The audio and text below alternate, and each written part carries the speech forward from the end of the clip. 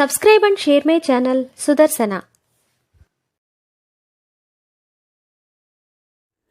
ఓం శ్రీ గణేశాయ నమః. శ్రీ గురుభ్యో నమః.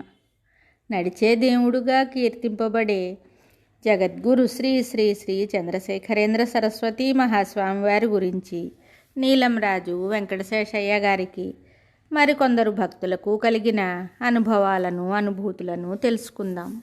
స్వామికి సన్నిహితులైన వారు ఒక వింత అనుభవం పొంది ఆనందిస్తారు. నేనంటే స్వామికి ఎక్కువ ప్రీతి. అందరికంటే స్వామి నన్నే ఎక్కువ ఆదరిస్తారు.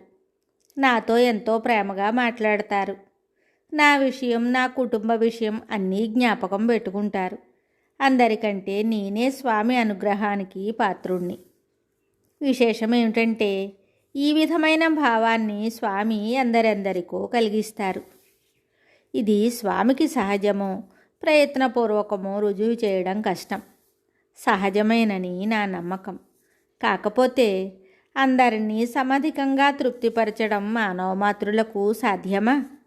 అపూర్వము, అనితర సాధ్యము అయిన ఈ లక్షణం దైవాంశ సంభూతులకే సాధ్యం.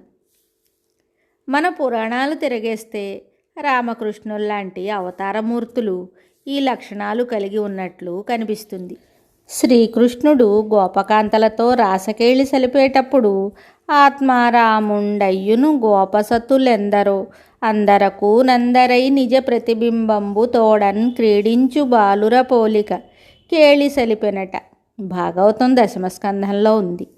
అదేవిధంగా పట్టాభిషేకానంతరం రామచంద్ర ప్రభువు వానరసేనను సంభావించినప్పుడు వానరులు ఒక్కొక్కరు ప్రభువు నన్ను చూసే నవ్వాడని, నా వైపే చేతులు చాచాడని, నన్నే పలకరించాడని, నన్ను మెచ్చుకున్నాడని పలు విధాలుగా సంతోషించారట.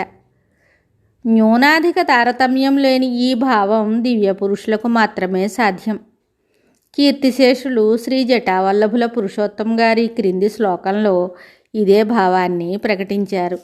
మయ్యేవ పూర్ణాస్తి గురోర్దయేతి సర్వస్య శిష్యస్య నిరూఢభావః తథా విభక్తాపి దయావ్యయాస్య సర్వేశ్వరో మే యదయో హి నాన్యః.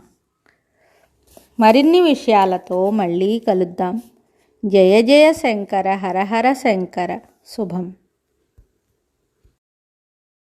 Subscribe and share my channel Sudarsana.